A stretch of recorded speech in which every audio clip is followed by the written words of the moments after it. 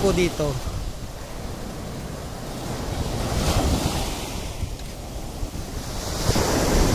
May hotel po dyan. Pwede po kayo mag-stay dito kung gusto niyo. Very relaxing po. Sobrang ganda talaga po ng beach.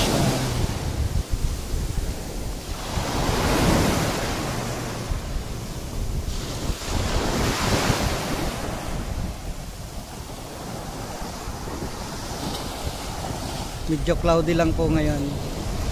Pero maganda naman po yung panahon.